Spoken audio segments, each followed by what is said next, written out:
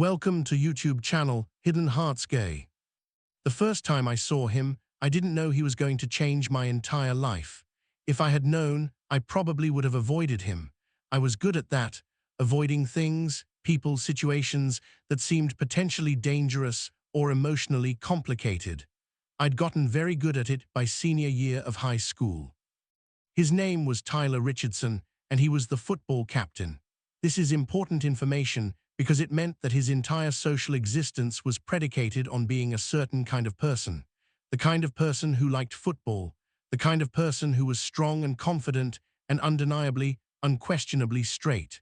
The kind of person who would never, under any circumstances, look at another guy the way that he looked at me. I'm getting ahead of myself. Let me start from the beginning. My name is James Mitchell, and I was 17 years old in the fall of 2018 when I first locked eyes with Tyler Richardson across a crowded hallway at Riverside High School. I was a theater kid, not the loud, performative type necessarily, but the kind that spent lunch periods in the auditorium and cared deeply about things like character development and emotional authenticity. I had just transferred to Riverside at the beginning of senior year because my family had moved, and I was still navigating the strange social ecosystem of a new school. Tyler was standing by his locker, surrounded by his teammates, laughing at something one of them had said. He was tall, probably around 6'2", with the kind of athletic build that comes from actual training, not just genetics. Dark blonde hair that fell across his forehead in a way that suggested he'd spent some time on it that morning, even if he probably would have denied it. Blue eyes that seemed to genuinely listen when people talked to him, which was rare in my experience of popular guys. He was, objectively speaking, beautiful. The kind of beautiful that made you understand why people wrote poetry about attractive people, even though poetry about attractive people is generally considered cliché. But that's not why I stopped in the hallway. I stopped because he looked directly at me and his expression changed. It softened just slightly, like he was seeing something that interested him, like I was interesting. And then his friend said something to him, and he turned away, and the moment was over. I stood there for probably longer than was socially acceptable, staring at the space where his attention had been. Then I continued to class, trying very hard not to think about the flutter in my chest. This was a problem for several reasons. First, I was not supposed to be attracted to boys. Or rather, I was not supposed to acknowledge that I was attracted to boys. My parents were nice, progressive people in many respects, but being gay was not one of those respects they were progressive about. It was something we didn't talk about, something that existed in the abstract as a concept that other people dealt with, but not something that would ever affect our family. I had internalized this message so thoroughly that I'd spent most of my teenage years pretending that the flutter I got when I looked at certain guys meant nothing. It was just admiration. It was just noticing that they were aesthetically appealing. It was definitely not attraction. Second, Tyler Richardson was the football captain, which meant he was part of a very specific social hierarchy. He was not supposed to notice me. We occupied completely different worlds, and the fact that he'd made eye contact with me in that hallway was probably just a coincidence. A moment where our eyes happened to meet, and his brain registered a new face in the hallway, and that was it. That was the entire explanation. I was not supposed to build any kind of fantasy around it. Third, and perhaps most importantly, I had no reason to believe that Tyler Richardson was anything other than the heterosexual football player that he appeared to be. The idea that he might be gay or bi or anything other than straight was laughable. He had a girlfriend, Melissa something, a cheerleader with excellent hair. They'd been together for like 2 years. There was literally no indication that he was anything other than a perfectly normal, perfectly straight teenage boy. So I did what I always did when I became attracted to someone I couldn't have. I pushed it down. I filed it away in the part of my brain that I reserved for things I couldn't think about, and I tried to move on. This strategy worked for approximately 3 days. On the 4th day, I saw him again. This time, we were in the same English class. I hadn't even realized that we shared a class because, and I cannot stress this enough, we occupied completely different social spheres. But there he was, sitting in the 2nd row. I was in the 4th row, back corner, where I could observe without being observed. and he seemed to be paying actual attention to the lecture about Shakespeare. The teacher, Mrs. Patterson, asked a question about Hamlet, something about whether Hamlet was a coward or a tragic hero. About 20 hands went up, mostly the students who always knew the answer. But then Tyler raised his hand. I was shocked. I don't know why. I guess I'd made an assumption based on nothing that football players didn't engage in literary analysis, which was a pretty terrible assumption, but I'd made it anyway. I think, Tyler said, and his voice was deeper than I expected, he's both. Like he's tragic because he can't actually do what he wants to do because he's trapped by his own circumstances. But he's also a coward because he uses his circumstances as an excuse. He hides behind philosophy instead of actually doing anything. It's like he's afraid of what he'll become if he actually takes action. Mrs. Patterson looked genuinely delighted. Exactly, Tyler. Hamlet is paralyzed by his own fear of becoming someone he doesn't want to be. His inability to accept who he is, or who he might be, is ultimately his downfall. She continued with the lesson, but I was stuck on what Tyler had said, and what Mrs. Patterson had said in response. Something about how fear of becoming someone you don't want to be, or alternatively, fear of becoming someone you're afraid to be, could paralyze you into inaction. I wondered if Tyler knew how much that comment applied to him. I wondered if he understood that he was describing himself, even if he didn't realize it. This is when I should have learned to be less interested in Tyler Richardson. This is when I should have realized that he was a more complicated, thoughtful person than I'd initially assumed, and that made the attraction more dangerous, not less. A beautiful, thoughtful person who was completely unavailable to me was not someone I should be paying attention to. But I didn't learn that lesson. Instead, I started paying attention to him. Not in a creepy way. I wasn't stalking him or anything, but I became aware of where he was in the hallway. I started showing up a few minutes early to English class so that I could watch him come in. I listened to the things he said in class discussions. I started to see him as a full person instead of just the hot football player. And the more I saw him as a full person, the more I liked him. He was funny in a dry way that took you a second to catch. He was genuinely kind to people, even the kids who weren't popular or cool. He sat with his friend Marcus at lunch, a shorter guy with glasses who was also on the football team, which seemed to surprise people. He cared about his grades. He asked thoughtful questions. He seemed to actually think about things instead of just coasting through high school on his athletic ability. By October, I was completely, totally, irrevocably in love with someone who would never love me back. The worst part was that sometimes I caught him looking at me, not in a romantic way, at least I told myself it wasn't romantic. It was just the way that he'd notice me in the hallway, and his eyes would linger for a second, and then he'd look away. It happened often enough that I started to wonder if maybe I wasn't completely invisible to him, if maybe he noticed me the way I noticed him. But that was dangerous thinking. That was the kind of thinking that led to hope, and hope was something I could not afford. The first real interaction I had with Tyler Richardson outside of the classroom came at the Autumn Drama Festival in November.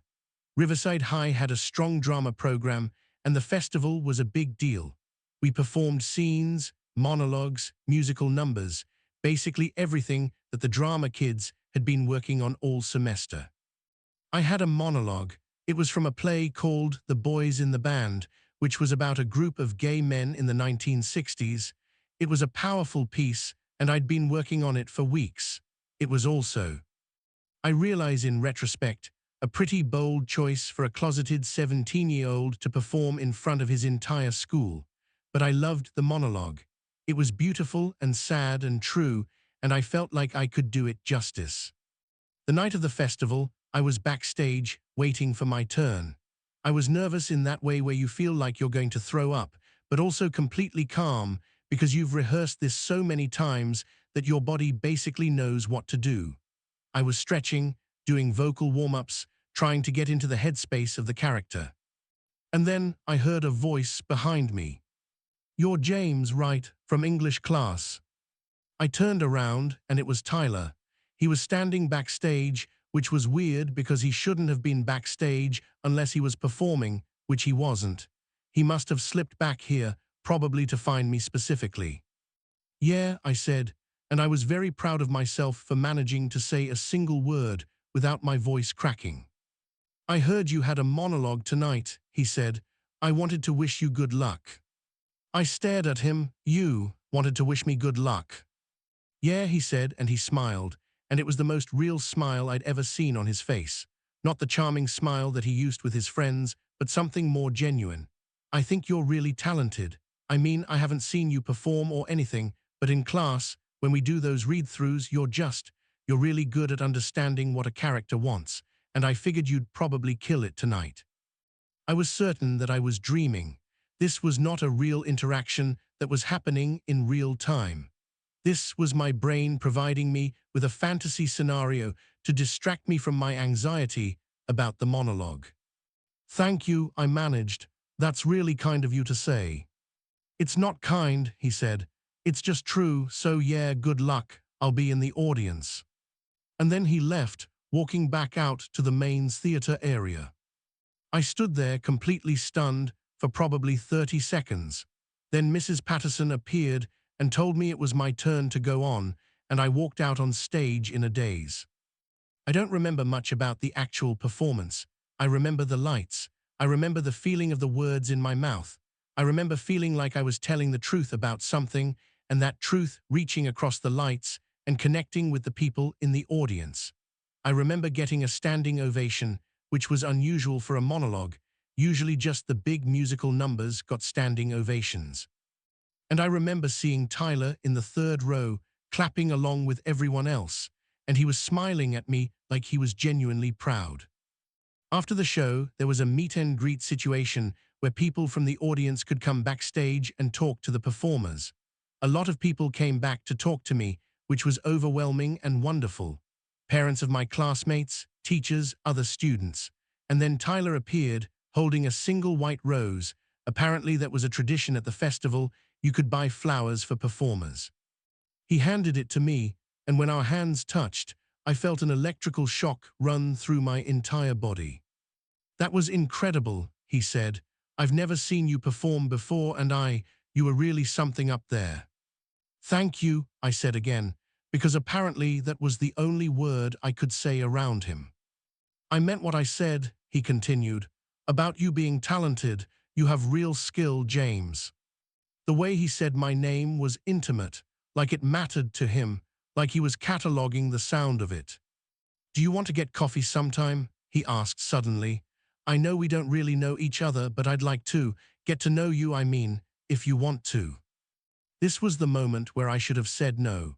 This was the moment where I should have recognized that whatever was happening here was dangerous and complicated and could only end in pain. I should have made up an excuse, something about being too busy or not being interested in coffee or anything that would have created distance between us. Instead, I said, yeah, I'd like that.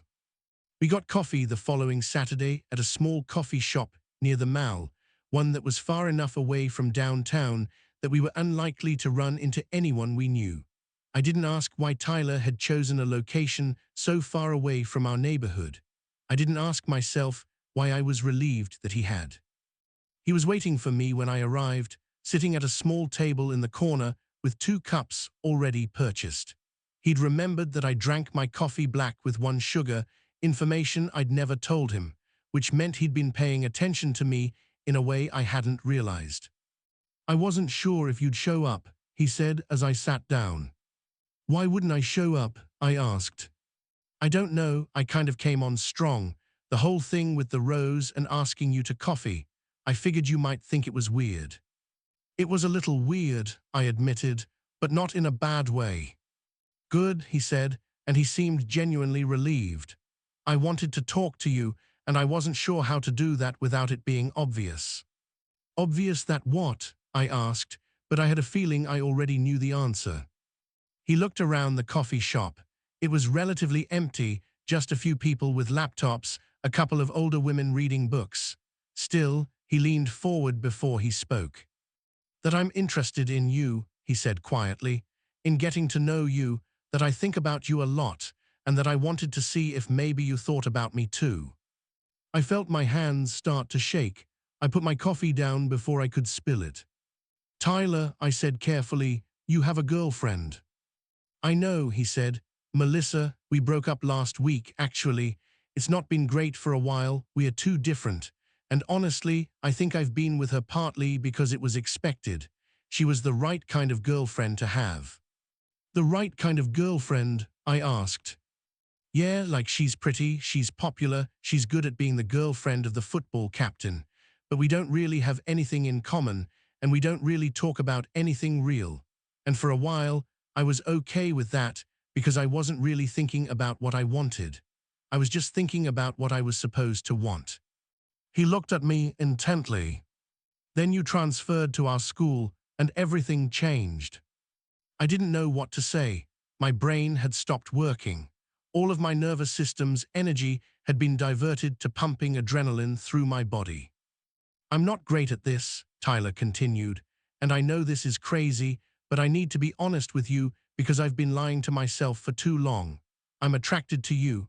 I have been since the first day I saw you in the hallway, and I need to know if there's any chance that you feel the same way.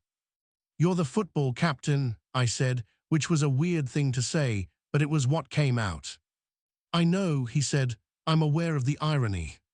People are going to notice if we spend time together. People are going to talk. Let them talk, he said, but his jaw tightened as he said it, which suggested that he wasn't actually okay with people talking, that the idea of people talking terrified him. Tyler, I said slowly, I need to ask you something, and I need you to answer it honestly. Okay, he said. Are you trying to figure something out, or do you already know? He was quiet for a long moment. Then he said, I think I've known for a long time, I've just been scared to admit it. Why? I asked. Because of football, because of my family, because of what happens in locker rooms when someone comes out, because I've spent 17 years being told, in explicit and implicit ways, that being gay is incompatible with being the kind of person that I am, that it would destroy everything I've worked for, that I wouldn't be welcome in spaces that have been really important to me. He looked at me, but then I realized something. All the things I've worked for, all the things I've achieved, none of it matters if I can't be myself while I'm achieving it. None of it means anything if the cost is living a lie. That's a really good realization, I said carefully, but it's also terrifying. I know, he said, it's terrifying, but I'd rather be terrified and be honest than safe and be lying. What about your parents? I asked. His expression darkened. My dad is very traditional. He's going to lose his mind. My mom will probably come around eventually, but it's going to be hard, really hard. And you're willing to do that, for what? To get coffee with me? No, he said, not just for coffee with you, for the possibility of something real with you, for the possibility of being honest about who I am, for the possibility of a future where I don't have to pretend. I wanted to believe him. I wanted so badly to believe him, but I also knew the reality of the world we lived in. I knew how brutal high school could be if you gave people ammunition. I knew what it felt like to be the subject of gossip and judgment. We should take this slow, I said. We should figure out what this is before we do anything that would make it obvious. Okay, he agreed, but I want to spend time with you, a lot of time. I want to get to know you. We already see each other at school, I said. I know, but I want to see you outside of school, somewhere private where we can actually talk without worrying about who's listening. We worked out a system. We'd get coffee every Saturday, usually at different places to avoid establishing a pattern. We'd text, but carefully, nothing that could be screenshot and analyzed if anyone happened to see our phones. And at school, we'd be friendly but not suspicious. We'd exchange notes in class and sit near each other, but not next to each other. The whole thing felt very dramatic and very dangerous, which I suppose it was. Over the next 2 months, I fell deeper and deeper in love with Tyler Richardson. We'd spend hours at coffee shops, talking about everything. His dreams of going to college and studying business, but also his secret passion for film. The way that being the quarterback had given him confidence, but also had become a prison that he felt trapped in. His complicated relationship with his father, who had big expectations for him that didn't leave much room for being anything other than what he'd already decided Tyler should be. He'd talk about watching me perform that night at the drama festival and how it had changed something in him. How seeing me be so brave and vulnerable on stage, how seeing me be completely myself in front of an audience had made him realize that he couldn't keep living the way he had been, that it was suffocating him. "You gave me permission," he said once, over coffee at a quiet place downtown. "Not intentionally, but by being yourself, by being so unapologetically yourself, you showed me that it was possible, that you could be yourself and still be valuable and still be talented and still be worth something." "I'm not that brave," I said. "Yes, you are," he said. "You come to school every day being yourself when you know that a lot of people judge you for it, when you know that you're not fitting into any particular box. That's brave." I didn't tell him that I wasn't being myself, that I was still deeply closeted, still lying to my parents, still pretending to be someone I wasn't. I let him believe that I was braver than I actually was. We didn't touch each other, not in those early weeks. It felt dangerous. We'd sit across from each other at coffee shops, and sometimes our hands would be close on the table, and I'd want to reach across and hold his hand, but I didn't. The risk felt too high. Then one Saturday in early December, we went to a movie at a theater in a neighboring town. We sat in the back row, and when the theater was dark, he reached over and held my hand. It was the most important thing that had ever happened to me. We sat like that for the entire movie, holding hands in the darkness, and I felt like I was floating. Nothing was going to be okay, I still understood that much, but for that moment, in that dark theater, with his hand in mine, I felt like I could be okay. Like maybe there was a version of my future where I could have this, where I could have him. After the movie, we sat in his truck in the parking lot, and he turned to me and said, "I need to tell you something." My stomach dropped. "What?" "I'm going to come out," he said. "After the football season ends, I'm going to tell my family, and I'm going to tell the team, and I'm going to tell the school. I can't keep living like this." "Tyler," I said, "are you sure? That's a big decision." "I'm sure," he said. "I'm tired of lying, and I want to be able to be with you openly. I don't want to hide this anymore." I should have been thrilled. Instead, I felt terrified. "What if it goes badly?" I asked. "What if your family cuts you off? What if the team turns on you? What if the whole school turns on you?" "Then it goes badly," he said, "but at least I'll be living my truth, and I'll have you." "You don't know that," I said. "You don't know that I'll stick around." "Won't you?" he asked. I didn't answer because the answer was yes, absolutely, of course I would. I would follow him anywhere. I would support him through anything. I was completely, totally, irrevocably in love with him. But I couldn't say that, because saying that felt like giving him power over me, and I'd already given him so much power. "I'm scared," I said instead. "I know," he said. "So am I, but I'm more scared of living a lie." We kissed for the first time that night, in the parking lot in his truck. It was tender and desperate and tasted like possibility and fear in equal measure. His hands were shaking. I was shaking. We were both terrified and thrilled and completely caught up in the moment. When we pulled apart, he rested his forehead against mine. "I love you," he said quietly. "I know we haven't known each other that long, but I love you. I need you to know that." "I love you too," I whispered back. The football season ended in mid-December. Riverside had made it to the state playoffs, which was a big deal, but they lost in the first round. Tyler was heartbroken about it, but he was also strangely relieved, because the season was over, which meant that the thing he'd been waiting for could finally happen. He told me that he was going to come out to his family first, over winter break. Then, in January, when we got back to school, he would tell his team.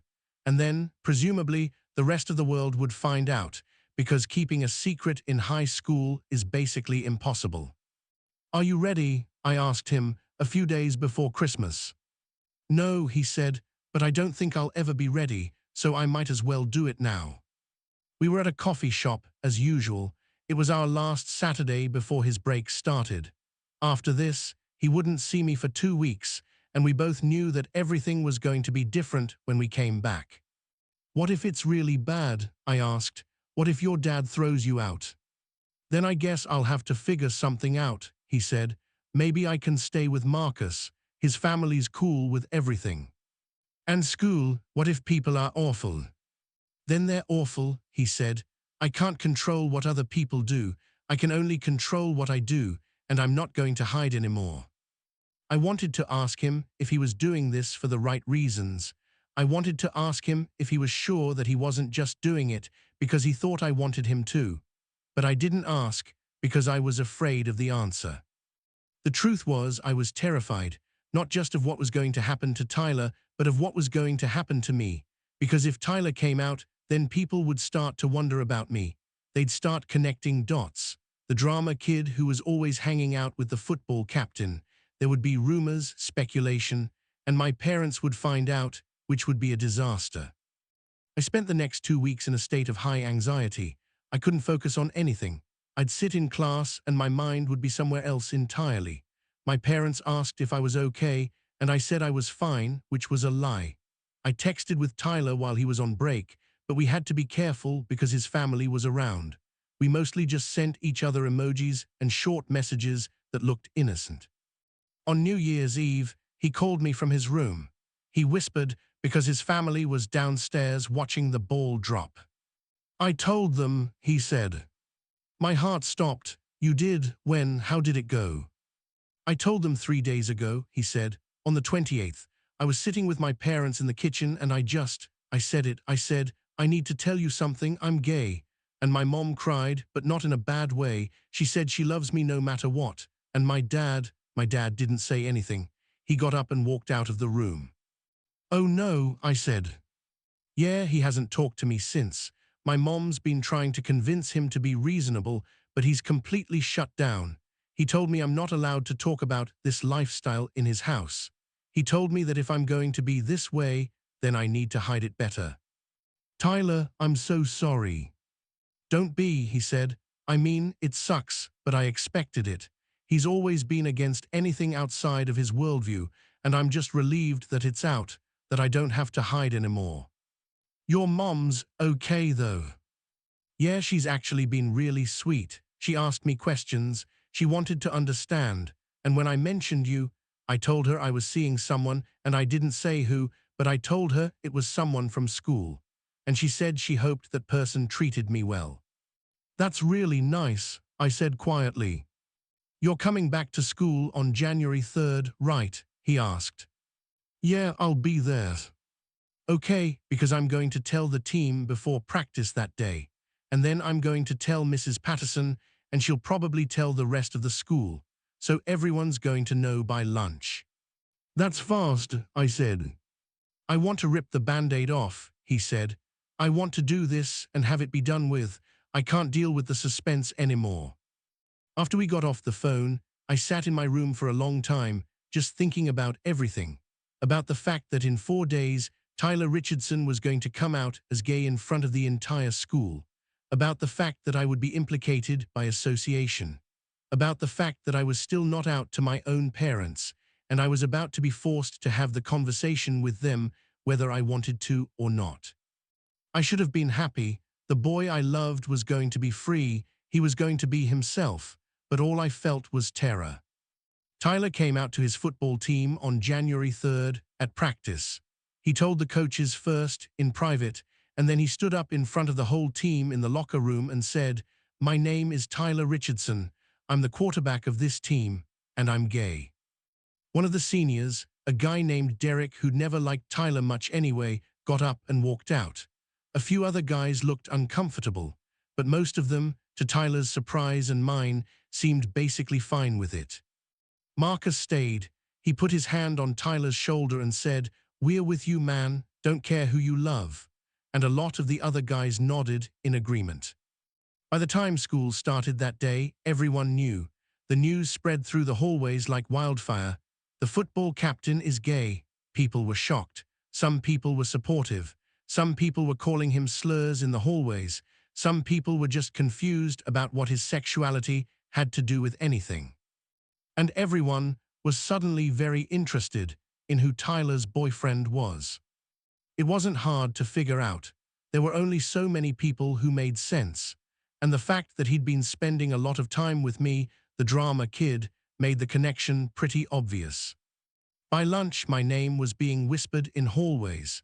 By the end of the day, I'd been confronted by several people who wanted to know if it was true, if I was gay, if I was Tyler Richardson's boyfriend. I didn't confirm anything. I just kept saying that I didn't know what people were talking about. But everyone knew. That night, my parents asked me to sit down with them in the living room. They had serious expressions on their faces, and I knew immediately that they'd heard something. "James," my mother said carefully, "we got a call from another parent today. She said that there's been some talk at school about you and Tyler Richardson." I didn't say anything. "She said that Tyler came out today as gay, and people are saying that you two are together." Still nothing. "Is this true?" my father asked. His voice was tight. I looked at my mother, then at my father, then back at my mother. I thought about Tyler standing up in that locker room and saying his truth. I thought about how terrified he must have been. I thought about how he'd done it anyway. "Yes," I said quietly, "it's true, I'm attracted to guys, and I'm seeing Tyler." My mother's face crumpled. My father's face went very red. "When were you planning to tell us?" my father asked, his voice rising. "Were you ever going to tell us?" "I don't know," I said honestly. "You don't know," he said. "James, this is a pretty significant thing to not know about. This is your life. This is your future." "I was scared," I said. "I was scared of how you'd react." "And how do you think we should react?" my mother asked, and I could hear tears in her voice. "Our son just told us he's gay." "I don't know," I said again. "I don't know what the right reaction is. I just know that I love him, and I'm not going to apologize for that." My father stood up. "I need to go for a walk," he said, and he left the house. My mother looked at me for a long moment. Then she said, "Talk to me, tell me about this boy, tell me about Tyler."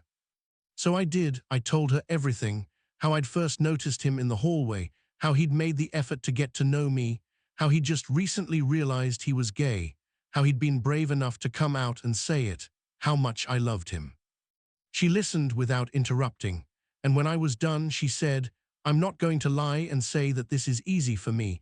I'm going to need time to understand and accept this, but I love you, and if you love this boy, then I'm willing to try."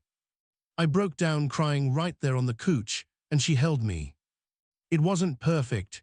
It wasn't the kind of immediate acceptance that I'd always fantasized about, but it was something. It was a start. My father came back from his walk hours later, and they went to bed without talking to me about it further. I lay in my room, texting with Tyler. "How'd it go?" he asked. "They know," I said. "My mom's trying to be supportive, but my dad's not dealing with it well." "I'm sorry," he said. "Don't be, it's good that it's out. I'm tired of lying." "Yeah," he said, "me too." The first week back at school after coming out was brutal. There were supportive people. Mrs. Patterson was incredibly kind to both of us. The drama kids were wonderful.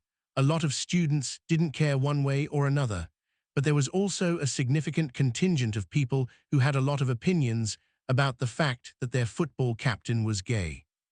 There were slurs written on Tyler's locker. There were people who refused to sit with him at lunch.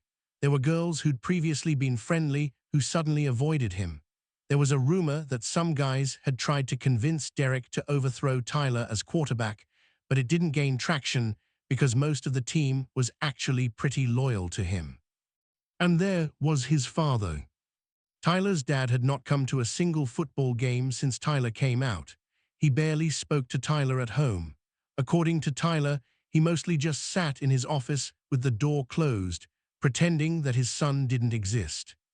Tyler tried to act like it didn't bother him, but I could see the pain in his eyes. Could see how every time his father looked through him instead of at him, it chipped away at Tyler's carefully constructed exterior. He'll come around, I kept saying. Give him time. I don't think he will, Tyler said. I think this is who he is, and he can't accept me as I am. We had to be strategic about being together at school. We couldn't hold hands in the hallway. We couldn't sit together at lunch. We couldn't kiss where people could see, not because we wanted to hide, but because the backlash was real and we had to survive it. So we saw each other in the spaces in between, in quiet hallways, in empty classrooms after school, in his truck in parking lots far away from campus. The secrecy felt ironic given that Tyler had come out so publicly, but it also felt necessary. "This sucks," he said one day, as we sat in his truck in the parking lot of a park that was about 20 minutes from school. We were supposed to be at an after-school event, but instead we'd skipped it to have actual alone time. "I know," I said, "but it's temporary. People will get over it." "Will they?" he asked. "My dad's not getting over it, and my dad's the person I most wanted to accept me." I reached over and took his hand. "Your dad needs to work through his own stuff. That's not your job to fix." "Then whose job is it?" he asked bitterly. "If not mine, then whose?" "His," I said. "It's his job to accept you, and he's failing, but that's his failure, not yours." Tyler pulled me closer to him, and I settled into his side. We sat like that for a long time, not talking, just being together. "I'm glad you're here," he said finally. "I know this is hard on you too, having to deal with all of this because I decided to come out. I just wanted you to know that I'm grateful." "You don't have to be grateful," I said. "I love you, of course I'm here." He kissed the top of my head. "I love you too." About a month after Tyler came out, his father gave him an ultimatum. Tyler came to school that day and he looked destroyed, like he'd been crying or hadn't slept, or both. I tried to approach him between classes, but he just shook his head and walked away. I knew something bad had happened. After school, he texted me, "Can we meet? Not at school, somewhere we can talk." We went to the same park where we'd sat in his truck weeks earlier. We sat on a bench overlooking the pond, and Tyler told me what his father had said. "He told me I have a choice," Tyler said. "I can either hide the fact that I'm gay and live a normal life, or I can move out. He said he won't have this lifestyle being flaunted in his house. He said he won't have people judging him because of my choices." "What did you tell him?" I asked carefully. "I told him I couldn't do that. I told him I can't go back in the closet. I told him that I've spent the first 17 years of my life hiding, and I'm not doing it anymore." "And," I prompted. "And he told me I have until June to figure out my housing situation," Tyler said quietly. "He's giving me until graduation, and then he's kicking me out." I felt like the ground had shifted beneath my feet. "Tyler, that's just how it is," he said. "I expected it, honestly. My dad's a conservative guy. This isn't in his worldview. He'd rather lose his son than accept that his son is gay." "But where will you go?" I asked. You can't just be homeless." "I know," he said. "Marcus's mom has already offered to let me stay with them. She said I can move in after graduation if I need to. I'll figure out the rest later." "That's only 5 months away," I said. "I know," he said, and he sounded so resigned, so sad, that it broke my heart. "This isn't fair," I said. "This isn't fair to you." "Life's not fair," he said. "I knew that before, but at least I'm living authentically. At least I'm not lying to myself anymore." I pulled him against me, and we sat there on that bench, two teenage boys in love in a world that wasn't quite ready for us. That night, I did something I'd been thinking about for a while. I sat down with my mother and I told her that I wanted to come out, fully, to the school, to my extended family, to everyone. "Are you sure?" she asked. "You don't have to do that." "I know," I said, "but Tyler came out and he's paying a huge price for it. His father's kicking him out, and I'm sitting here hiding and it feels wrong. I love him and I shouldn't have to hide that." She nodded slowly. "What about your father?" "I don't know," I said. "He hasn't come around yet, but I think it'll be easier once I stop hiding, once I'm not lying anymore." "Okay," she said. "I'll support you." I came out to my father the next day. I told him I was gay and that I was dating Tyler Richardson and that I wasn't going to apologize for any of it. He didn't say much. He just looked at me for a long moment and then got up and left the room. But he didn't leave the house, and over the next few weeks, he started to come around in small ways. He'd ask my mother how my day was, and she'd mention that I'd had a good day. He'd sit in the same room as me while I was talking about Tyler. He wasn't enthusiastic, and he wasn't loving, but he was present. It wasn't perfect, but it was something. At school, my coming out was less dramatic than Tyler's had been, but it still caused a stir. People had already been speculating, so it wasn't much of a shock. But there was something different about actively claiming my identity, about standing in front of the school and saying I'm gay and I'm dating the football captain, and that's okay. Some people still judged, some people still made comments, but most people either accepted it or didn't really care. And the fact that Tyler and I could now hold hands in the hallway, could sit together at lunch, could be a couple in public, that made everything worth it. By the end of senior year, Tyler and I had become something of a symbol at Riverside High. We were the reason that the football captain coming out was possible. We were the reason that people understood that queerness wasn't incompatible with athleticism, with intelligence, with being a good person. It wasn't easy. There were still people who called Tyler slurs. There were still people who made awful jokes. But there were also people who came up to us and told us that seeing us together, seeing Tyler be brave enough to come out and live authentically, had helped them figure out their own sexuality, had given them permission to be themselves. I'm glad I could help, Tyler would say, but I could see it weighed on him, like he was carrying the weight of other people's journeys, not just his own. His father still wasn't speaking to him. His mom was supportive, but there was an underlying sadness to her support, like she was mourning the relationship she thought she'd have with her son. It was complicated. Tyler's plan was to move in with Marcus's family after graduation and work at a local business to save up money before heading to college in the fall. He'd gotten accepted to several schools, and he was going to study business, but he was also planning to join a theater club or do some kind of film project, because he discovered that he had a passion for storytelling that went beyond just living a good story. My plan was similar. I'd been accepted to a few schools as well, and I was planning to study theater. I wanted to perform, to tell stories, to help other people understand themselves through art. It felt like the right thing to do. We hadn't talked about what would happen between us when we went to college. We were going to the same school, a university about 45 minutes away, so we'd still see each other. But we hadn't confirmed that we were going to try to make it work long distance or anything. The future was still uncertain. The night of graduation, we sat on the roof of my house, looking at the stars, and Tyler said, "I'm scared." "Of what?" I asked. "Of losing you," he said. "Of going to college and things changing. Of discovering that this was just a high school thing." "Is that what you think?" I asked. "That this is just a high school thing?" "No," he said. "I think I love you. I think I'm going to love you for a very long time. But things change, people change, and I don't want to lose you." "You're not going to lose me," I said, with more confidence than I felt. "We're going to the same school. We're going to see each other all the time. And even if things change, even if we change, we'll still have had this. We'll still have been brave enough to love each other when it wasn't easy." He took my hand and held it tightly. "Okay," he said. "Okay, I believe you." College was different. It was bigger and noisier and full of people who had no idea what Tyler's journey had been. To them, he was just another cute guy who happened to be gay. They had no context for how brave that was, how hard he'd fought for that. We moved into the dorms on the same day. We'd requested to be in the same residence hall, not the same room, because that would have been weird, and we got lucky.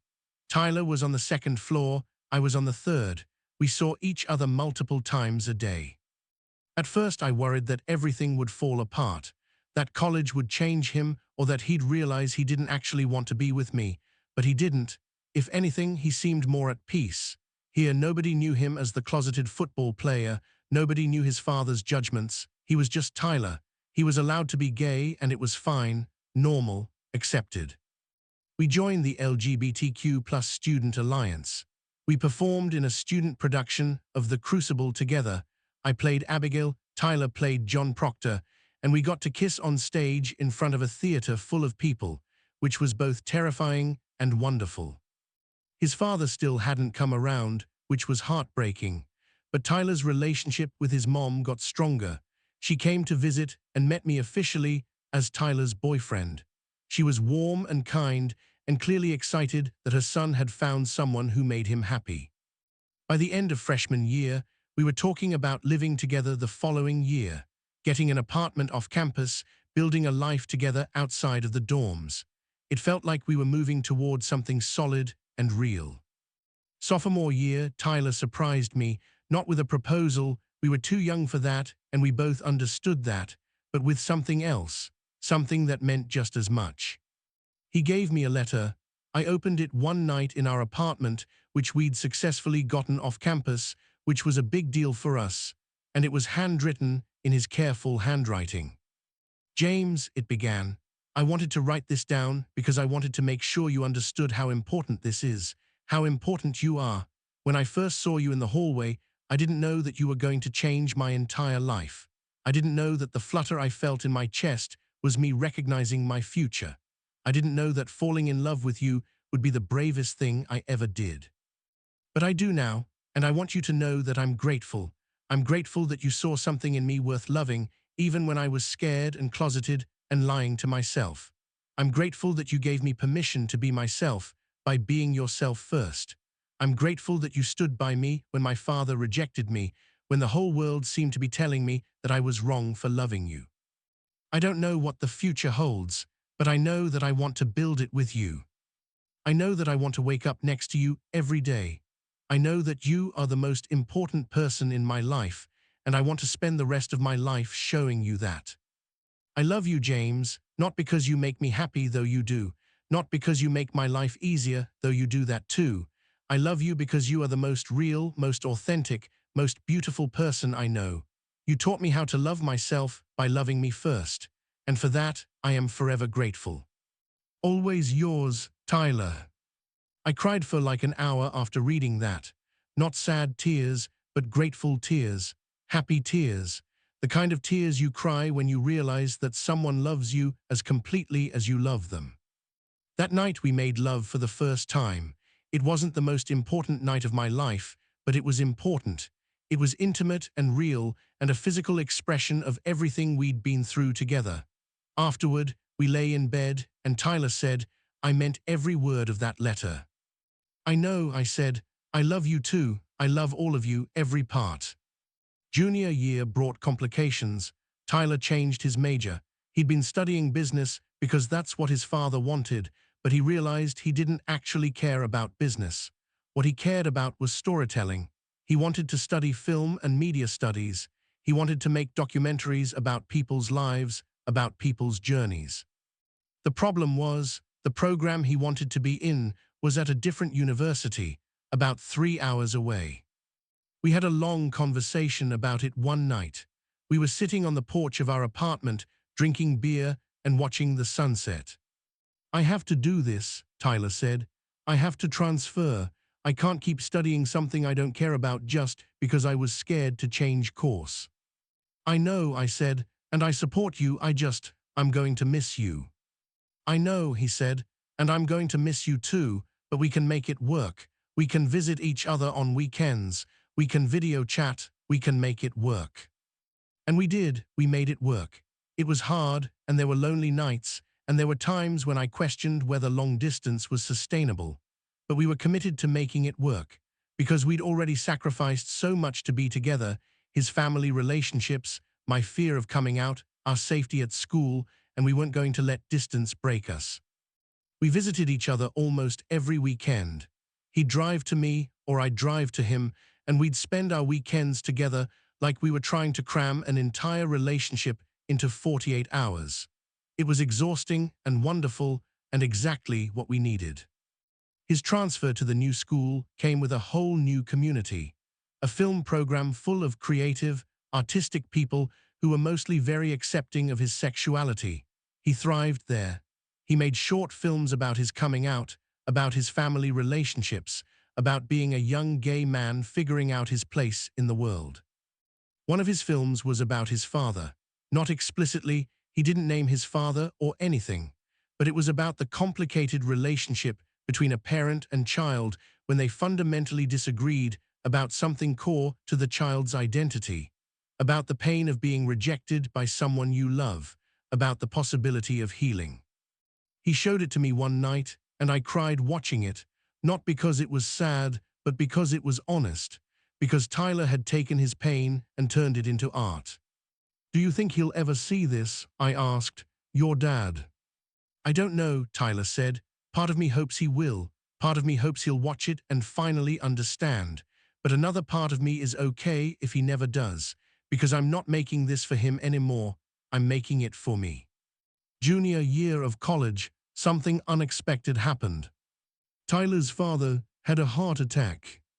Tyler called me, and I could hear the panic in his voice. "I have to go home," he said. "My mom called. My dad's in the hospital." "Okay," I said. "Do you want me to drive you?"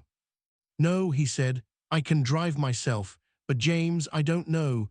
I don't know if he's going to survive this. And if he doesn't, we're never going to have a chance to fix things." "He's going to be okay," I said, even though I didn't know that. "You're going to go home, and he's going to be okay, and you two are going to figure this out." But I wasn't sure, and I could tell that Tyler wasn't sure either. He went home for a week. His father survived the heart attack, but it was touch and go for a few days. Tyler sat in the hospital waiting room and thought about his relationship with his father, about all the years they'd lost to stubbornness and fear, about the fact that his father had spent years angry at him for being honest about who he was. When his father was stable, Tyler went into his hospital room. According to Tyler, his father looked small in the hospital bed, fragile, not like the imposing figure he'd always been in Tyler's mind. "Hi, Dad," Tyler said. His father looked at him, and his eyes filled with tears. "Tyler," he said, and his voice was hoarse, "I'm sorry." "For what?" Tyler asked, even though he knew. "For everything," his father said. "For not accepting you, for trying to force you to be someone you're not, for wasting so many years being angry at you for something that isn't a choice, for something that should never have been a reason to reject my own son." Tyler sat on the edge of the bed, and his father reached out and took his hand. "I thought I was going to die," his father said. "I thought I was going to die without ever telling you that I'm sorry, without ever telling you that I love you, and I couldn't let that happen." "I forgive you," Tyler said immediately. "I forgive you, Dad." And they both cried, and Tyler's mother cried, and it wasn't perfect. There was still hurt that would take time to heal, but it was a beginning. Tyler's father spent the next 6 months recovering from his heart attack. During that time, he and Tyler started talking. Real conversations, not about being gay specifically, but about Tyler's life, his dreams, his passion for filmmaking, about the person Tyler had become. By the time Tyler's father was fully recovered, something had fundamentally shifted. He wasn't suddenly thrilled about having a gay son, but he was learning to accept it. He started to understand that Tyler being gay didn't make him less of a person, it just made him himself. Tyler's father came to one of Tyler's film screenings at his new university. He watched the film about their relationship, and afterward, he told Tyler that it was beautiful.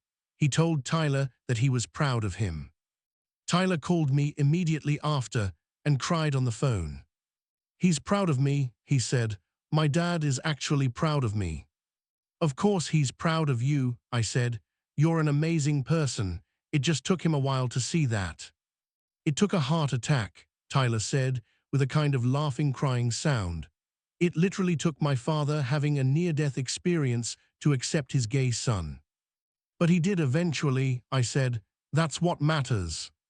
Part 16, the proposal. Senior year of college, Tyler did something that took my breath away. We were at the beach, at a place we'd been going to for the past few years. It was autumn, and the sun was setting, and the beach was mostly empty. We were walking along the shore, our feet in the water, Tyler's hand in mine. "I want to ask you something," Tyler said. My heart immediately started racing. I knew what this was. I could feel it coming. "Okay," I said carefully. He stopped walking and turned to face me. And then he got down on one knee, right there in the sand, and pulled out a small box. "James," he said, and his voice was shaking, "will you marry me?" "Yes," I said, without even having to think about it. "Yes, of course, yes." He slipped the ring onto my finger, and I pulled him up and kissed him, and we stood there on the beach kissing like we were the only two people in the world. The ring was beautiful, a simple band with a small diamond, not flashy, not trying to be more than it was, just honest and real like us. "I can't believe you did this," I said when we finally stopped kissing. "I wanted to do it," he said. "I wanted to mark this moment. I wanted everyone to know that you're mine and I'm yours, and we're building a life together." Part 17, the wedding. We got married the summer after college graduation. It was a small wedding, just close friends and family. His father was there, and he wasn't overly enthusiastic, but he was there. My parents were there, and they were thrilled. We had about 50 people total, all of whom supported us and celebrated our love. We wrote our own vows. Tyler cried when he said his. He talked about seeing me in that hallway for the first time and knowing that something about me was special. He talked about being brave enough to tell me the truth. He talked about how I'd given him permission to be himself. He talked about spending the rest of his life showing me how much he loved me. I talked about how scared I was the first time I saw him, how I thought he was someone I could never have, how he'd proven me wrong by being brave and honest and genuine. I talked about how he'd taught me that love doesn't have to be hidden to be real, that it could be loud and proud and honest. We danced to a song that had become our song, a soft, intimate indie song that had gotten us through a lot of long-distance nights. We cut the cake, which was amazing. By the way, our best friend Cassie had made it, and she's a pastry chef. We took a million photos. And at the end of the night, we drove away in his car, ready to start the next chapter of our lives. After college, Tyler and I moved to the city where he was going to do graduate school in filmmaking. I'd gotten a job at a local theater, teaching and performing. We rented a small apartment that was basically just big enough for us and our stuff, but it felt like a palace because it was ours. Tyler made documentaries. He made a film about coming out in high school that won awards at film festivals. He made a film about his father's journey to acceptance. He made a film about young LGBTQ+ people and their relationships with their families. I performed in theater. I directed shows. I worked with young people who were figuring out their identities, and I tried to give them the kind of support and acceptance that I'd needed when I was their age. We volunteered with LGBTQ+ youth organizations. We mentored kids who were coming out. We told our story to schools and organizations that wanted to understand the experience of being a young queer couple. Our story had become something bigger than just us. It was a story about courage and forgiveness and the power of love to transform not just individuals, but entire families and communities. 10 years after we first locked eyes in that hallway, we were living a life we'd never imagined possible. Tyler was a successful filmmaker with multiple award-winning documentaries. I was the artistic director of a theater company that specialized in LGBTQ+ storytelling. We'd written a book about our experiences together. We'd been on a podcast where we'd told our whole story. We'd become minor celebrities in the LGBTQ+ community. But the thing that mattered most wasn't the accolades or the recognition. What mattered most was that we'd built a life together. We had a house with a garden. We had a marriage that was strong and real and based on honesty and love. We had friendships that meant everything to us. We had the respect and love of our families, even Tyler's father, who had come a long way from where he'd started. Tyler's father still wasn't perfect. He still said things sometimes that were a little insensitive or showed his age and generational limitations. But he tried. He genuinely tried to understand and accept his son, and that meant everything. My parents had become fierce allies in the fight for LGBTQ+ rights. They'd gone to pride parades with us. They'd donated to organizations. They'd spoken out when they heard homophobic comments from friends. They'd become the kind of parents that every queer kid deserves to have. Part 20, the full circle. On a cool autumn day, because it seems like everything important in our story happens in autumn, we drove back to Riverside High School. We'd been invited to speak to the current students about LGBTQ+ issues and our experiences as young people navigating high school while being gay. We stood in the auditorium and we told our story, about how we met in that hallway, about Tyler coming out, about the backlash and the joy and the hard parts and the beautiful parts, about how love is a choice and how we chose each other over and over again. After the assembly, students came up to us with their own stories. Some of them were just coming out. Some of them were navigating complicated family situations. Some of them were in relationships and scared about what that meant for their futures. We listened to all of them. We told them that it gets better. We told them that they're not alone. We told them that love is worth fighting for. One girl who looked to be about 16 came up to us with tears in her eyes. "Thank you," she said. "Thank you for making it okay for me to be myself." Tyler put his arm around her. "You were always allowed to be yourself," he said gently. "We just showed you that it's possible." That night we went to the same coffee shop where we'd had our first coffee date. We ordered the same drinks. We sat at a table by the window and looked back at the past 10 years. "Do you remember how scared we were?" I asked. "I remember," he said. "I remember thinking that I'd lose you if anyone found out, that everything would fall apart." "And instead, we got stronger," I said. "We did," he agreed. "We chose each other and everything else fell into place." He took my hand across the table and I felt that same flutter in my chest that I'd felt the first time I saw him in that hallway. That same certainty that this person was important, that this person was mine. "I love you," I said. "I love you too," he said, "forever." Epilogue, a letter to our younger selves. If we could go back and talk to ourselves at 17, at that moment in that hallway when we first locked eyes, we would tell you a few things. First, we'd tell you that this is worth it, all of it. The fear, the confusion, the pain of your father's rejection, the isolation of being different, the terror of loving someone when you're not supposed to. All of it is worth it because it leads to this, to a life built on honesty and love and the freedom to be yourself. We tell you that being in the closet is suffocating and coming out is terrifying, but living authentically is worth every scary moment. We tell you that your father will eventually come around, that your parents will become your greatest allies, that the people who matter will accept you for who you are. We tell you that love is a choice. It's a choice to love yourself. It's a choice to be brave. It's a choice to stay when things get hard instead of running. It's a choice that we make every single day. We tell you that high school is not forever, that the people who judge you now will become irrelevant in a few years, that the people who matter will celebrate you and support you and love you. We tell you that it's okay to be scared. It's okay to not have all the answers. It's okay to take this one moment at a time, because you don't have to figure out your whole life right now. You just have to figure out the next right thing. We tell you that the football captain and the theater kid can make it work, that two people from completely different worlds can build something beautiful together, that love transcends social hierarchies and popularity contests and every other artificial structure that high school has created.